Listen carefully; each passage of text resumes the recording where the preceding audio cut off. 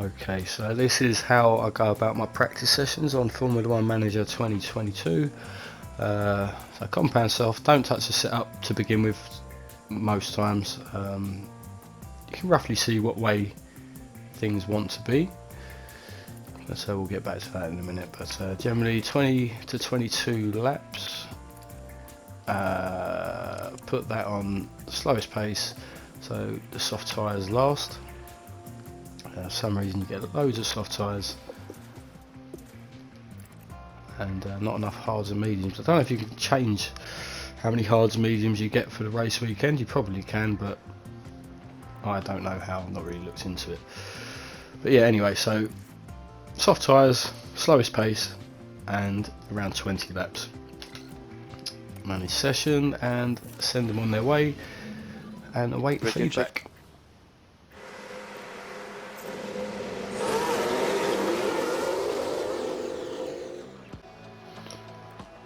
So the stats on Pooh Chairs, race engineer.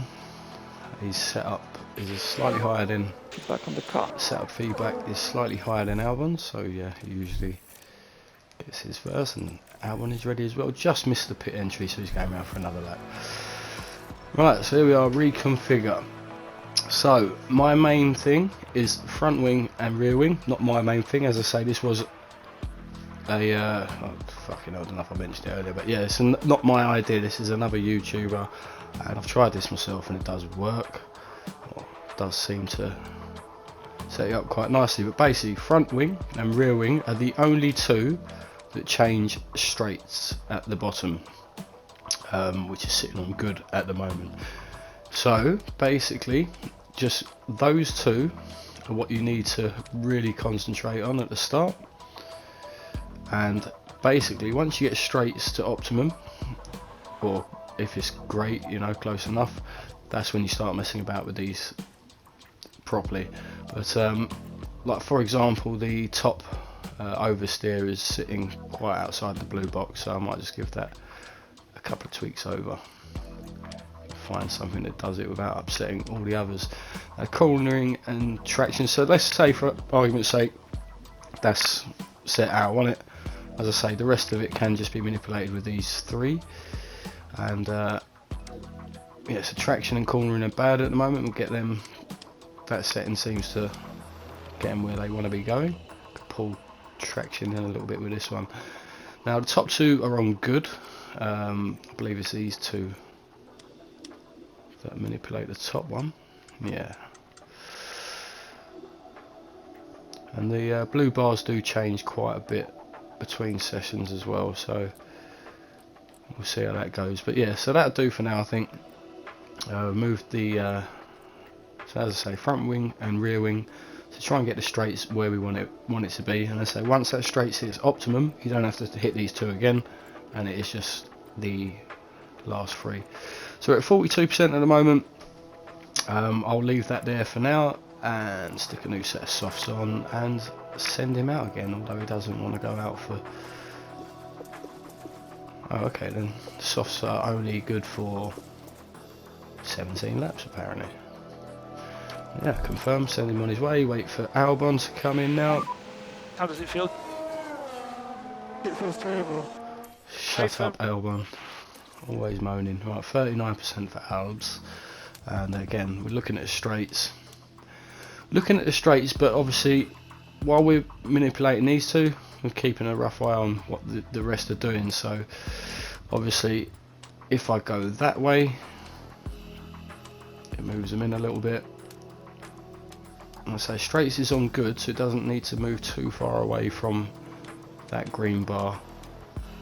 Whereas oversteer is bad, that can bug off to the right. Braking stability needs to come a little bit closer, I think, to where the green is. Cornering and traction, I think, oh no, it's toe out does the top two. So we can pull that in a bit there, and then we'll try and get traction and cornering a little bit further away.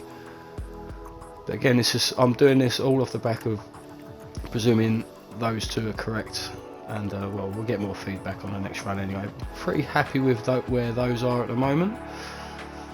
I think traction and braking stability will still need a bit of adjustment. But yeah, so as I say, those two, with keeping in mind getting straights to optimum, and I say the rest generally does sort of fall into place after that. A new set of softs on, 17 laps, and away we go.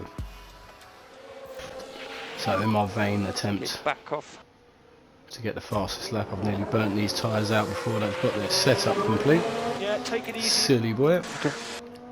Let's just slow them down a bit. Leave core increase, please. As long as Pooch gets through this without actually crashing, we should be okay. Right, it's 57, it's still pretty bad. Car feels okay. Cool car in. Copy. So at this point, I'll either, like where his was at 78, I probably, if I was just playing this myself, I would have just let him run his course. I say that, he ran out of tyres anyway. But yeah, if the stint's longer, I won't call him in early. I'll just leave him out to get the track knowledge up. Because 78% is generally, I'd probably get on with the race with that, because when you skip the next two sessions, that will probably still go up a few percent by the end of practice 3, which I might well just demonstrate, depending what we can do with Albon's setup and how bad that is. But again, so we're looking at the straights, it's on great now, so it's just a little bit of adjustment needed to get that to optimum. But obviously whilst you're doing that, keep an eye on all the other bits and pieces. So I mean, I want the oversteer, so that's our original setup. The oversteer is on good, so that would probably suffice for good. I'm not happy with the direction cornering's gone, but we can change that with toe out. Not enough though, I want to get that. There we go, that's the right one. But like I say, once these two are, I mean, straight, there's a good chance straights will be optimum on the next setup feedback. So again, it's just using these three now to try and jiggle everything roughly where it should be. But so, and like I say, when I call them in on first practice 1, this is the second setup in the first practice, I'll send out again on, might as well use another set of softs. Yeah, I'll send out again, I'll show you in a minute. So Albon, what's Albon up to? Right, so his straights is bad, that'll probably be this one, because it needs to move right over there. And doing that, oversteer is bad as well. So right, so just using these two, I'm now looking at oversteer.